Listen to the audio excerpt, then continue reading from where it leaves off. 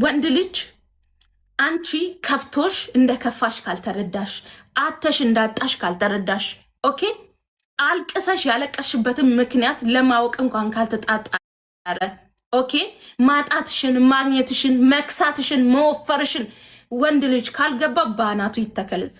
ምንም አትጨነቂ፣ ያኖርሻል እንጂ አታኖሪም። አንቺን የማኖር ግዴታ አለበት ወንድ ልጅ። አንቺን የማኖር ግዴታ አለበት። አንቺ ግን ባልየው የማኖር ግዴታ የለብሽ። ኦኬ ግን የሰው እጅ አናይም። ኦኬ የሰው እጅ አናይም።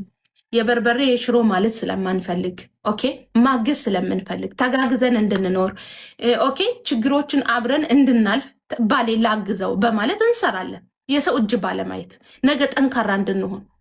ከዛ በተረፈ ምንም የሚያስጨንቅሽ የለም። እንዳውም ሴት ልጅ እኮ መጨነቅ የለባትም። የሚያገባሽ ወንድ ስለሆነ ወንድ ነው። ቤት ሰርቶ አንቺን የማስገባት ግዴታ አለበት ወንድ ልጅ።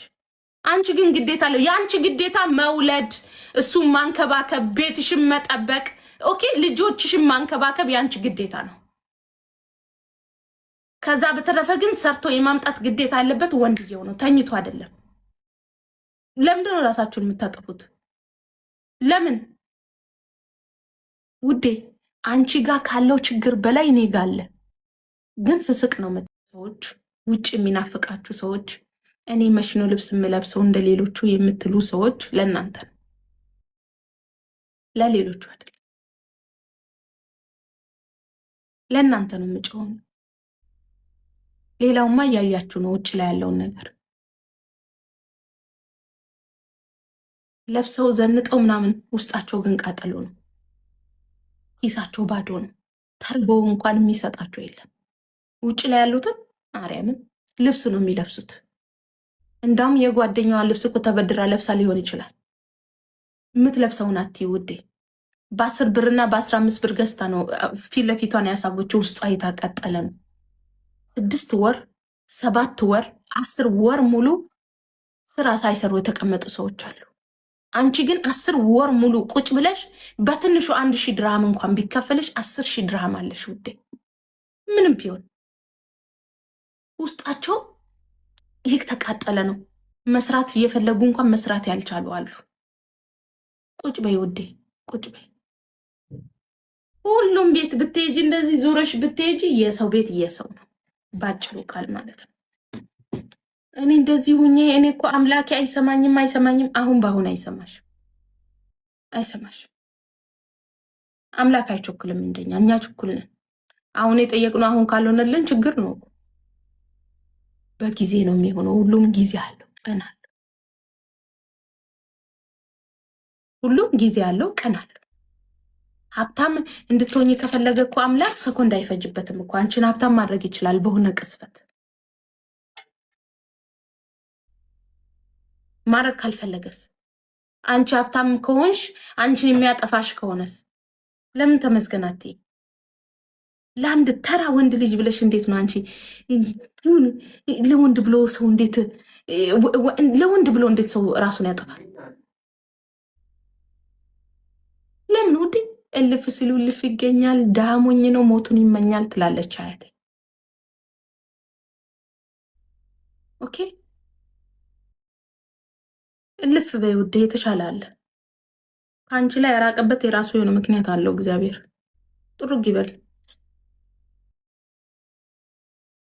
መንገዱ ሰፊ ነው። ወይም የተሻለ ሰው ይሰጥሻል እግዚአብሔር። ለአንቺ ካለ የትም አይድም። ሳውዲ አረቢያ የኢትዮጵያዊቷ ወጣት አሳዛኝ መጨረሻ።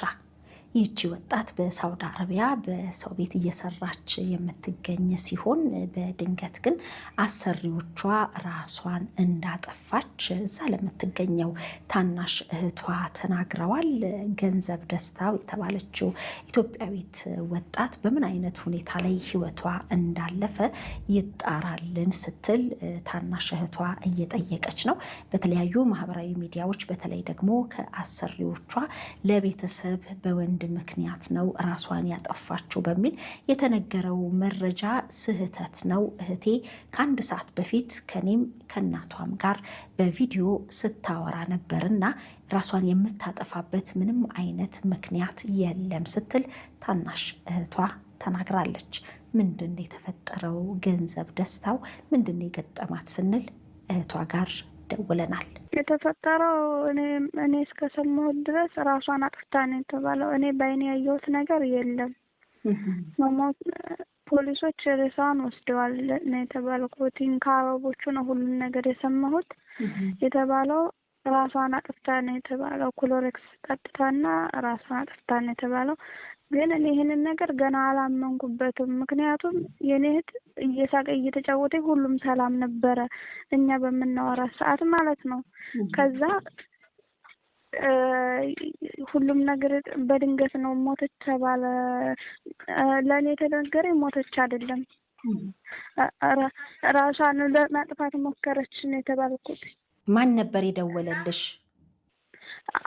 አረቦች ደውለው ራሷን ለማጥፋት ሞከረች አሉ። ከዛ አላመንኳቸውም። ምን እህቴ እንደዚህ አታረግም ብዬ ተባባልን ማለት ነው።